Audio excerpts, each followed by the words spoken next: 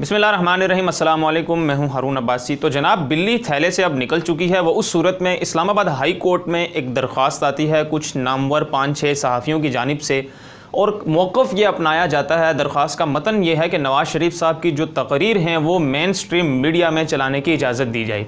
ये दरख्वास्त आती है, अदालत इसको समाअत के लिए मुकर्रर करती है, और इस्लामाबाद हाई कोर्ट ने जब इसकी समाअत की, और इस वीडियो में आपको तफसील से बताएंगे कि वो सहाफ़ी कौन थे, और इस्लामाबाद हाई कोर्ट का जो जवाब अब सामने आया है वो बहुत ज़्यादा दिलचस्प और बहुत अहमियत का हामिल है, और ये किस तरफ से की गई और अपोजिशन की जानिब से जो नेक्स्ट प्लान है। और सबसे ख़ास और इम्पोर्टेंट चीज़ जो पीडीएम की जो ख़बर सामने आई है, और जो ये एक किस्म की लीक हुई है, जो उन्होंने प्लान बनाया हुआ था, और जो अब उनके जो लीडर्स हैं उनकी मीटिंग्स में जो चीज़ें डिस्कस हो रही हैं वो सामने आना शुरू हो गई हैं। सबसे पहले मैं आपको ये बता दूं कि कुछ सहाफ़ी हैं जो नामवर बड़े, आप उन्हें हर रोज़ देखते हैं, वो आए अदालत में और उन्होंने कहा कि नवाज़ शरीफ साहब की तकरीर जो है मेन स्ट्रीम मीडिया पर चलाने की इजाज़त दी जाए, और पैमरा का जो नोटिस है, पैमरा का जो हुक्मनामा है, उसको कलअदम करार दिया जाए। उसके बाद समाअत हुई। जज इस्लामाबाद हाई कोर्ट के जो रिमार्क्स सामने आए हैं वो बड़े दिलचस्प और अहमियत के हामिल हैं। इस्लामाबाद हाई कोर्ट के जो रिमार्क्स हैं वो ये हैं कि जो मफरूर मुलजिम है और जिस पर अरबों रुपए की करप्शन का इल्ज़ाम है, और वो अदालत को धोखा देकर गया है, और ख़ास तौर पर हुकूमत और रियासत को तो धोखा देकर गया ही है, लेकिन अदालत ने कहा कि वो अदालत को भी धोखा देकर गया है। जिस अदालत ने उसको ज़मानत दी, जिसने उसको यहाँ से बाहर जाने के लिए उसके मामलात तय किए और उसको एक रिलीफ पहुँचाया, उसने उसे ही धोखा दिया। तो लिहाजा एक मफरूर और जो मुलजिम है और जो जिस पर अरब रुपए की करप्शन के इल्ज़ाम हैं, उसको किसी किस्म का रिलीफ नहीं दिया जा सकता। अदालत ने बड़े सख्त अंदाज में सहाफ़ियों से ये कहा कि आप किस के लिए दरख्वास्त लाए हैं? क्या आप एक मुलजिम को रिलीफ पहुंचाना चाहते हैं? आप ये एक रवायत क़ायम करना चाहते हैं कि एक पाकिस्तान में जो इश्तिहारी मुलजिम हों उनको हर तरह से रिलीफ दिया जाता रहा और अब भी दिया जाता रहे? ऐसा बिल्कुल नहीं हो सकेगा। ये तो बिल्कुल शट अप कॉल हो गई सहाफ़ियों को, जो बड़े बड़े 3-4 नामवर सहाफ़ी अदालत में गए थे। अदालत की तरफ से ये उन्हें अब शट अप कॉल दे दी गई है, और वो उनकी दरख्वास्त ये खारिज कर दी गई है।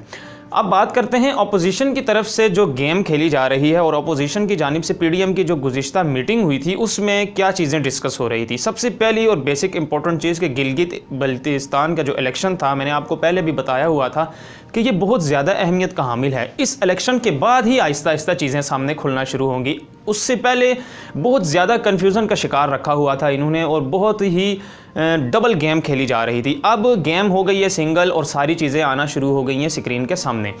जो पीडीएम की मीटिंग हुई है उसमें बहुत अंदर से जो खबर निकल कर आई है, और जो इनकी बातें चल रही हैं, और जो ये प्लानिंग कर रहे हैं, ये कर रहे हैं कि वज़ीर-ए-आज़म इमरान खान साहब को इक़्तिदार से उतारने का ये जो टाइम है ये परफेक्ट और 110% ये बेहतरीन टाइम है।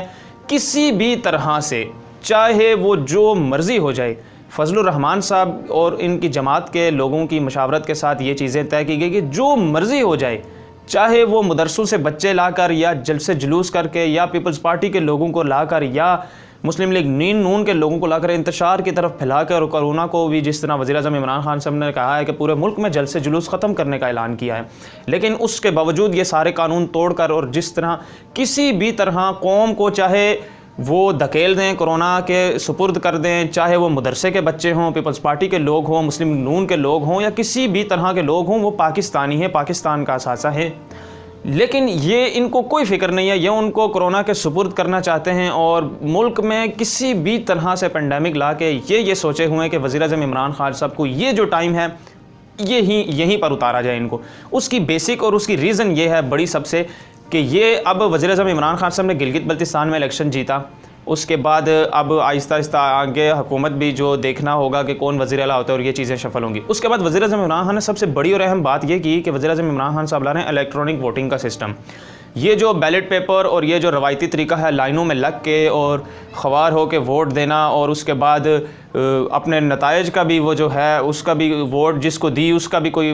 पता नहीं है, जिस तरह 70 साल से होता रहा है, और ये इक़्तिदार में जिस तरह आए हैं धांधलियाँ कर करके, और अब जब शफाफ इलेक्शन हुए हैं तो इनके पेट में मरोड़ पड़े। तो अब ये इलेक्ट्रॉनिक जो सिस्टम है वोटिंग का, उसमें किसी किस्म की ख़वारी नहीं है। उसमें आप जिस तरह वोट दिया, आपने डिजिटल वोट जिस तरह भी आपने इलेक्ट्रॉनिक वोट दिया, फ़ौरन आपके सामने जो आपकी वोट चोरी नहीं हो सकती वहाँ पर जो उसको एडमिनिस्ट्रेशन जो जज करेगी और जो चीज़ें जो मामलात हैं उसको जो देख रही होगी वो एक प्रॉपर टीम होगी। और वहाँ पर अगर कंप्यूटर में देखें कोई चीज़ ऐसी है ना, अगर आप उसको ख़राब करते हैं और अगर आप उसको कुछ छेड़ने की कोशिश करते हैं तो वो कहीं ना कहीं कभी ना कहीं सामने आ ही जाती है। जिस तरह आपने देखा होगा गुज़िश्ता इलेक्शन जो हुआ था अमेरिका में और उसके बाद इल्ज़ामात लगाए जा रहे थे कि रूस की जानिब से हैकिंग करके डोनाल्ड ट्रंप को जितवाया गया। तो ये सारी चीज़ें अब ऐसे होने जा रही हैं। पाकिस्तान में भी इमरान खान सोचे हुए हैं। उसके बाद माफियाज़ के ख़िलाफ़ जो कुछ कानून सामने आ गए हैं, तो अब मुस्लिम नून और PDM को पता तो चल चुका है अगर ये इलेक्ट्रॉनिक सिस्टम आ गया वोटिंग का, ये चीज़ें अगर सामने आ गई तो फिर इनका मुस्तकबिल तो है नहीं, क्योंकि अब ये तो फिर इनके लिए बड़ा मुश्किल हो जाएगा वापस इक़्तिदार में आना और वापस पाकिस्तान में सियासत करना। इसलिए इन्होंने अब ये फ़ैसला कर लिया है कि अब वज़ीर-ए-आज़म इमरान खान साहब को यहाँ से हटाया जाए, इनको किसी भी तरह से चाहे मार्शल तक लग जाए। मुस्लिम लीग नून का मैं आपको बता दूं, और ये बहुत मैं ख़ास आपको बात बताने जा रहा हूं कि मुस्लिम लीग नून के जो लोग हैं उनमें मुस्लिम लीग नून के लोग नहीं, मोहम्मद नवाज़ शरीफ साहब, मरियम नवाज़ और जो नवाज़ शरीफ साहब के करीबी हलके के लोग हैं, इनके रिश्तेदार हैं, जो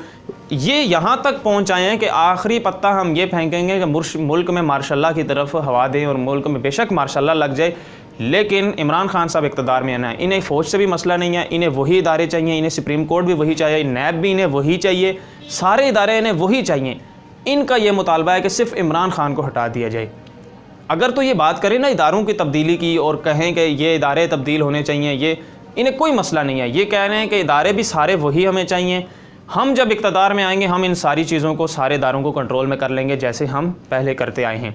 तो ये मैंने आपको बड़ी ख़ास बात बता दी है कि अब ये इनके टेबल में चल रहा क्या है, और आने वाले दिनों में आपको इसके बेहतर तरीके से नताइज भी मिलेंगे। ये जो मैंने आपको ख़बर दे दी है इसका सबूत भी आने वाले दिनों में आपको इंशाल्लाह, अल्लाह ना करे ऐसा हो, और अब अगर ऐसा हुआ तो पाकिस्तान इस पोजीशन में नहीं है कि इनको भी संभाले और इन सर्वाइव भी करे और सारे मामलात भी चलाए। होना ये चाहिए कि पहले से ही एक्शन होने चाहिए, पहले से ही इनको